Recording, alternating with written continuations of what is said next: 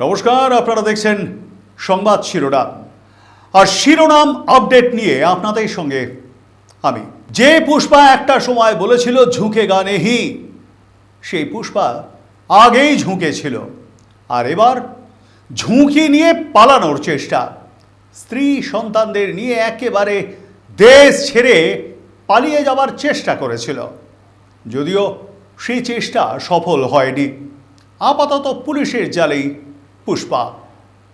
তার রক্ষা কবচ আগেই উঠে গিয়েছিল, আদালত তাকে রক্ষা কবচ দিয়েছিল, যা 26শে মে প্রত্যাহার করে নেওয়া হয়।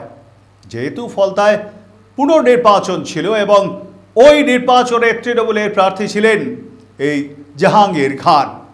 আপনারা নিশ্চয়ই জানেন, গোটা রাজ্যের মধ্যে এই একটি মাত্র কেন্দ্রেই পুনর্নির্বাচন হয়েছিল, আর সেটা হলো দক্ষিণ 24 পরগনার ফলতা। আসলে এই জাহাঙ্গীর খান ভোটের আগেই নিজেকে পুষ্পা হিসেবে পরিচয় দিয়েছিলেন, জাহির করেছিলেন। এর পেছনে একটা ইতিহাস আছে। গত 29শে এপ্রিল ছিল রাজ্যের দ্বিতীয় তথা শেষ দফায় বিধানসভার ভোট গ্রহণ পর্ব। ওই দিন ফলতা বিধানসভা কেন্দ্রের বেশ কিছু বুথে অনিয়মের অভিযোগ ওঠে। ইভিএমে আতর লাগানো, কালি লাগানো, টেপ লাগানোর মতো অভিযোগ পায় নির্বাচন কমিশন। পুনর্নির্বাচনের দাবি তোলেন স্বয়ং শুভেন্দু অধিকারী।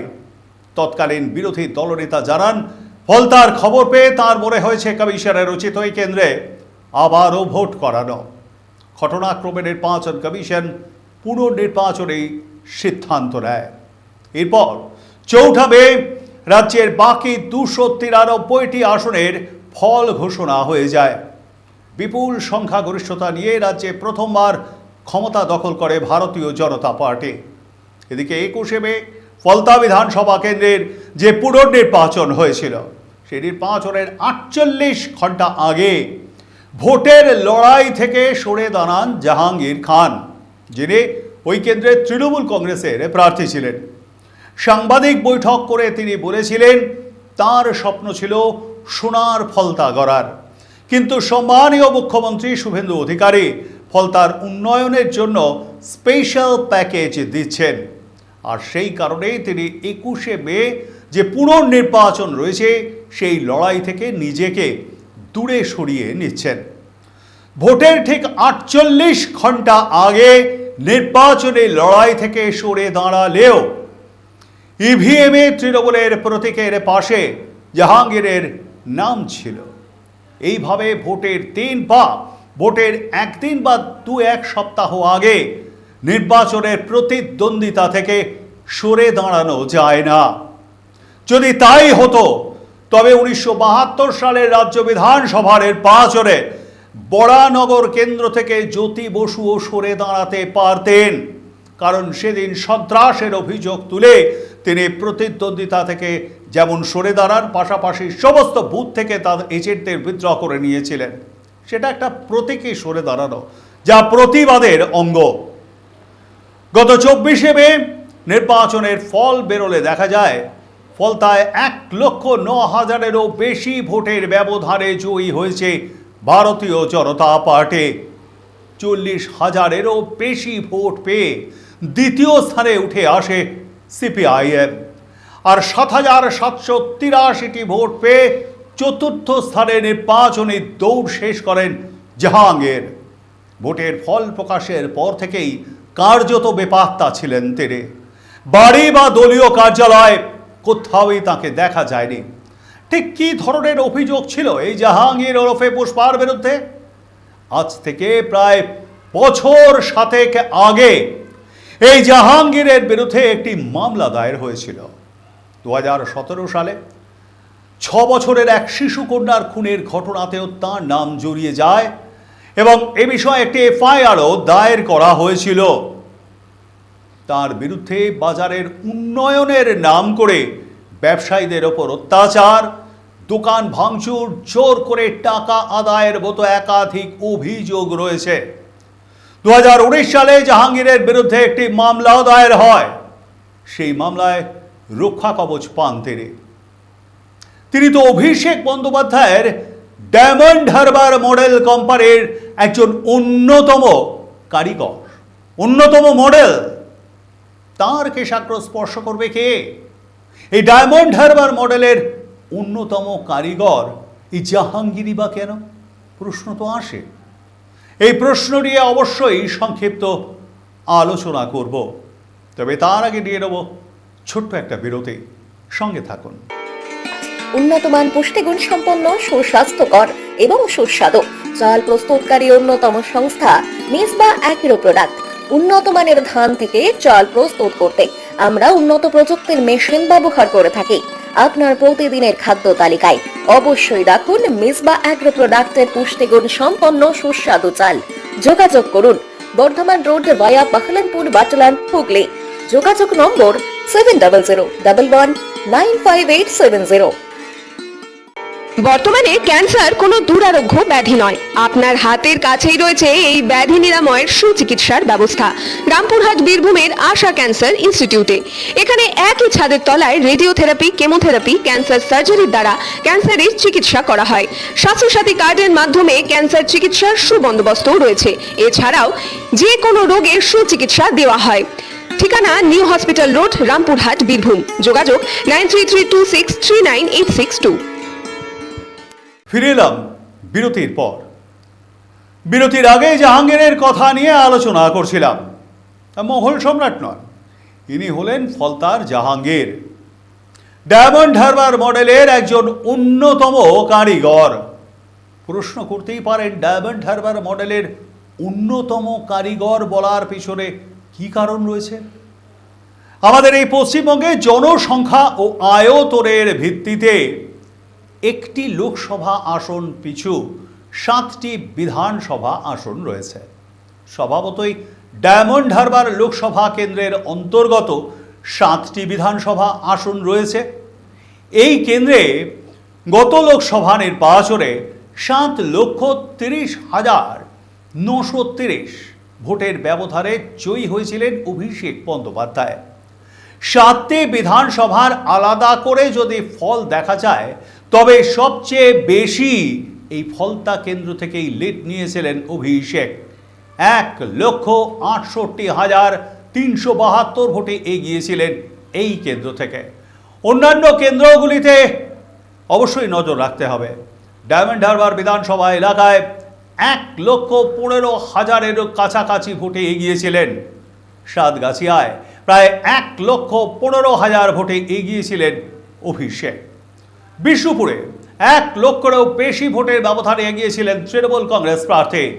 মহেশতলায় 1 লক্ষেরও বেশি ভোটে, বজবজ 80 থেকে 85,000 ভোট এবং মেটিয়াবুরুজে 1 লক্ষেরও বেশি ভোটের ব্যবধানে এগিয়েছিলেন। আর এবার সেই ফলতাতেই সদ্য সমাপ্ত বিধানসভা নির্বাচন, যেখানে পুনর্নির্বাচন হয়েছিল, 1,09,000 ভোটে পরাজিত হয় তৃণমূল কংগ্রেস প্রার্থী। শুধু তাই নয়, প্রতিদ্বন্দ্বিতার ক্রমিক নম্বরে ওই কেন্দ্রে 4 নম্বরে নেমে আসে তৃণমূল। অর্থাৎ এবার সেই ডায়মন্ড হারবার মডেল একেবারে দুর্মুষ হয়ে গিয়েছে। সর্বভারতীয় তৃণমূল কংগ্রেসের সর্বভারতীয় সাধারণ সম্পাদক অভিষেক বন্দ্যোপাধ্যায়ের ঘনিষ্ঠ একজন নেতা এই জাহাঙ্গীর। তাই ফলতাবাসীর কাছে ত্রাস হয়ে উঠেছিলেন জাহাঙ্গীর। তিনি দক্ষিণ 24 পরগনা জেলা পরিষদের পূর্ত কর্মাধ্যক্ষ ছিলেন। স্বভাবতই তাকে গ্রেপ্তার করা স্পর্ধা পূর্বতন সরকারের পুলিশের ছিল না। এর পাশাপাশি ফলতা বিধানসভার পুনর্নির্বাচনের আগে হাইকোর্ট থেকে আর একটি রক্ষা কবচ পেয়েছিলেন তৃণমূলের প্রার্থী জাহাঙ্গীর। কিন্তু 26শে মে জাহাঙ্গীরকে দেওয়া সমস্ত রক্ষা কবচ প্রত্যাহার করে নেয় কলকাতা হাইকোর্ট। ফলে জাহাঙ্গীরকে গ্রেপ্তার করার ক্ষেত্রে কোনো আইনি বাধা ছিল না পুলিশের। কিছুদিন আগেই জাহাঙ্গীরের ঝুঁকেগা নেহি সংলাপ ঘিরে সরগরম হয়েছিল রাজ্য রাজনীতি। ফলতার নির্বাচনের আগে জাহাঙ্গীরের বাড়িতে হানা দিয়েছিল কেন্দ্রীয় বাহিনী এবং পুলিশ, যার নেতৃত্বে ছিলেন উত্তরপ্রদেশের প্রয়াগরাজের অতিরিক্ত পুলিশ কমিশনার এবং এই রাজ্যের অন্যতম পুলিশি পর্যবেক্ষক জয়পাল। ভোটারদের হুমকি দিলে ফল ভালো হবে না, মোটামুটি এটা জাহাঙ্গীরের পরিচিতদের বুঝিয়ে দিয়েছিলেন জাহাঙ্গীর।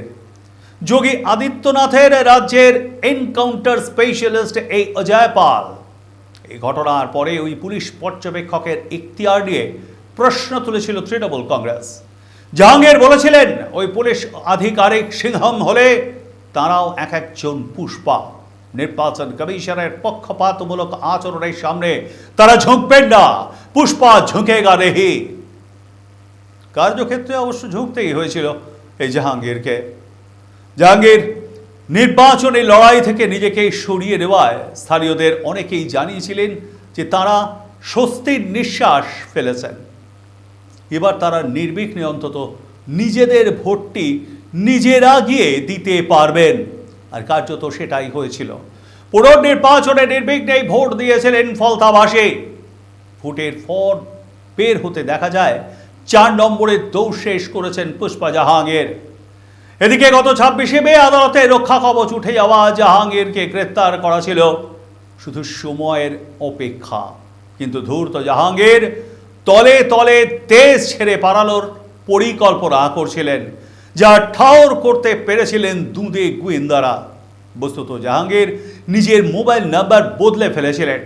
সন্তানদের নেপালের স্কুলে ভর্তি করাবার পরিকল্পনা করে খোঁজ খবরও নিচ্ছিলেন ফলতার এই তৃণমূল নেতা। নতুন মোবাইল নাম্বার ট্র্যাক করে জাহাঙ্গীরের গতিবিধি টের পায় পুলিশ। এরপরেই বেঙ্গল এসটিএফ ও জেলা পুলিশের যৌথ অভিযান ভারত নেপাল সীমান্ত থেকে পাকড়াও করা হয় অভিষেকের অত্যন্ত ঘনিষ্ঠ এই তৃণমূল নেতাকে। এত দ্বারা শেষ হয় পুষ্পার যাবতীয় জারি জুরি। অভিষেক বন্দ্যোপাধ্যায়ের এই ডান হাতকে এবার লাগাতার জিজ্ঞাসাবাদ করা হবে। সেই জিজ্ঞাসাবাদে নতুন কোনো নাম উঠে আসে কিনা সেটা যেমন দেখার, তেমনি সেই জিজ্ঞাসাবাদে নিশ্চয়ই তুলাবাজির টাকার ভাগ কোথায় দিতে হতো সেই প্রশ্নও থাকবে সেই টাকা কালীঘাটের আদি অফিসে যেতেও নাকি শান্তিনিকেতনের নতুন অফিসে যেত।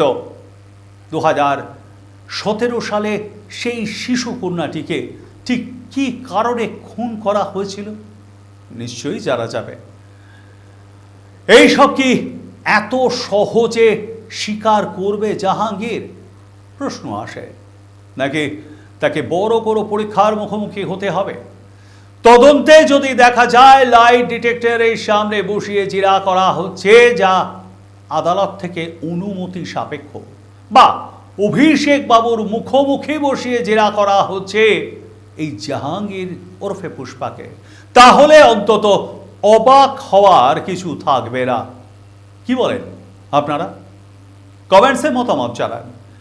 আর লাইক, শেয়ার, সাবস্ক্রাইব করতে ভুলবেন না। আজ এ পর্যন্তই। দেখতে থাকুন সংবাদ শিরোনাম। নমস্কার।